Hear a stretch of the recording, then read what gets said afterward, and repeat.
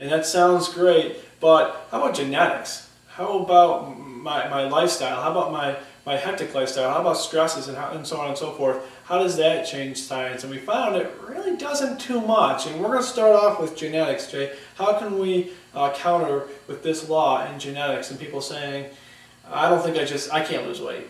Yeah.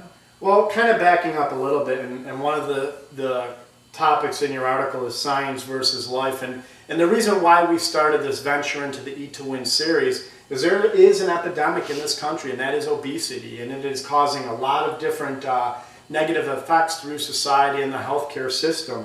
As obesity is rising, there's studies out there that simply says people are consuming more calories throughout the day than they're expending. They're eating more and they're moving less.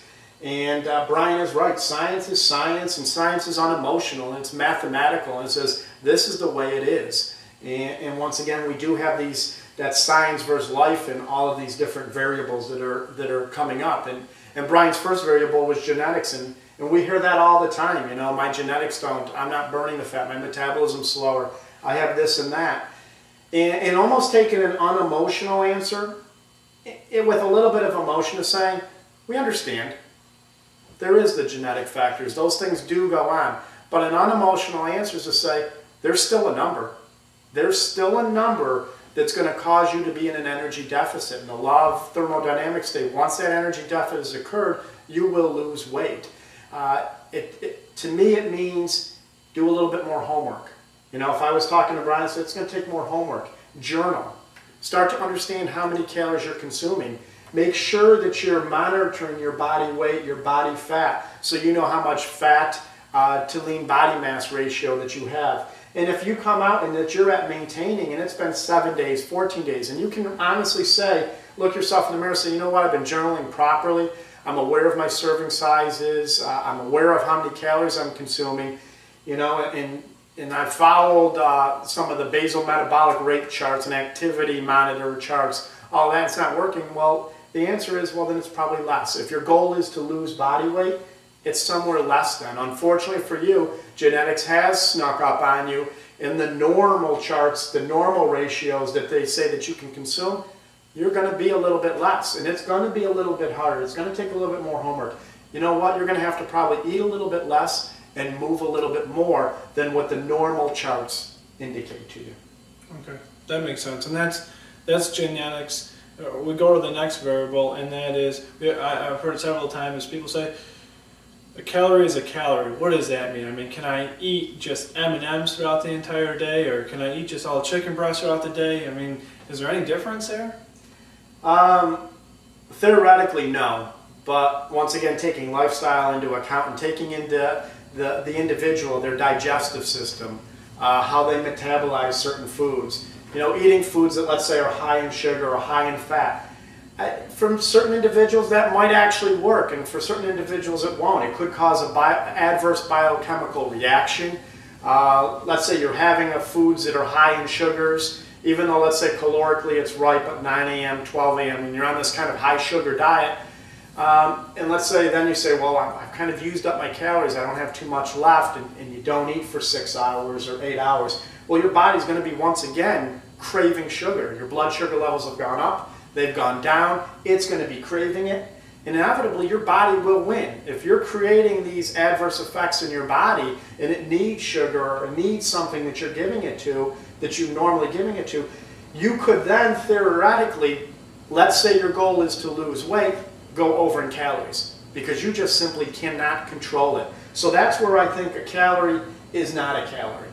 Science indicates a calorie is a calorie, just consume less, or, you know, if that's your goal of losing weight. But we have to take into account what are those reactions to the food, and will that stimulate your hunger even more, which then stimulates more calories, which has you overeating.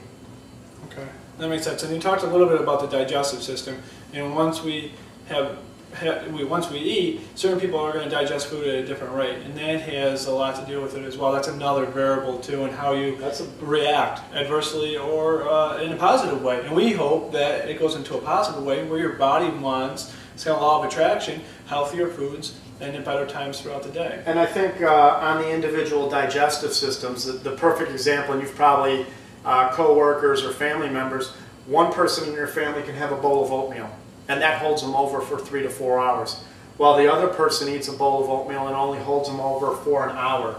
So individual digestive system means you've got to really, once again, do your homework, journal. How do you feel after you consume foods?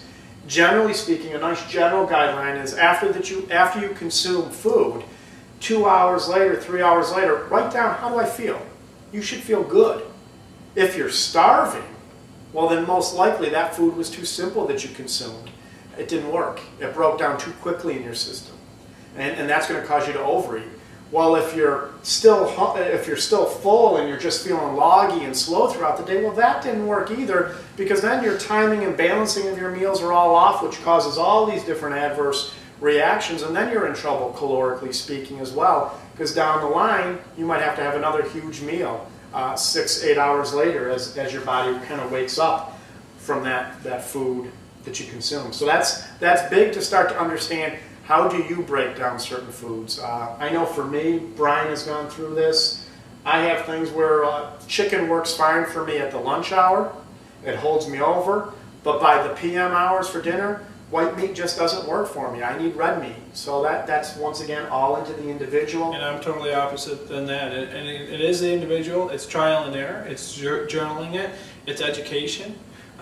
We've heard several times people talk about another variable of their schedule. Hectic schedule. I don't have the time to do this or do that. And I have a lot of different stresses going on at the same time. I think I use the word excuses. It's true. It is a variable. We do know that. But how can we counter that is the question right there. And I often recommend to people is once you start law of attraction, again I'll go back to that, once you start off with journaling your food in, or looking at the emotions and how it makes you feel, you're going to find that it's going to become easier and you're going to overcome those different obstacles and different challenges like hectic schedules and emotional stresses. Your body's going to feel better and it's going to want to eat healthier at the same time. And then again it goes towards education. You're self-educating yourself, and you're doing it right now. And going back into the hectic schedules and the emotional stress, our next topic is going to be preparing and planning. And we're really going to be going over that. How do you combat those hectic schedules? What are some good tips that you can go on from there? And emotional stress, although we're just kind of briefly overviewing the topic, it's humongous. It's probably the biggest of the biggest, down there for emotional stress and support systems. We know there's a lot of, we've dealt with hundreds and hundreds and hundreds of clients, and emotional stress comes out to be a real big one. And if you let the stresses, your external stresses in life take over you, well that turns into internal stress, and there's a whole other mess that we'll discuss. But that does get into the family support system, having counselors, different things like that to give you an understanding of why you're doing it. But Brian, once again, he mentioned it was big. It was journaling. It was understanding, this is why I ate that food. These are the stressors. Now that just gives you more of a behavioral identification. Having that support system starts talking into the modifications. And I know the last thing on the list is the lack of education. And I know we just said that one of the biggest is the emotional. Well, lack of education is humongous too. And as we were talking about this article, Brian was saying to me, they're just going to want to know the answer. And I said, Brian, that's the exact problem. They just want to know the answer. Well, there is no simple answer to it. You really got to be able to identify all the different variables to understand it. And when we get into education, that I would say, if you went, an example is if you went into your job, that you're there, let's say 40 hours a week, and you are uneducated, you go into it uneducated, you're kind of just guessing, or you're following what this guy does or what this woman does, you're going to fail. Most likely you're going to fail from that different approach. The individual that succeeds takes responsibility on and starts to become educated. The more educated you are about a topic, I strongly believe that you're going to be more successful at that topic. So, and that brings about, once again, our venture into this Eat to Win series to provide you with better, sound education towards nutrition. And I had somebody a couple weeks ago say to me, I'm doing this new fad diet, for example, that I'm doing right now, and I said, geez, you just told me that 4 weeks ago that you were on something. It's the same thing. And he said, no, that got me results for only 1 week, and then I'm on to something even different right now. I said, how's that all working for you?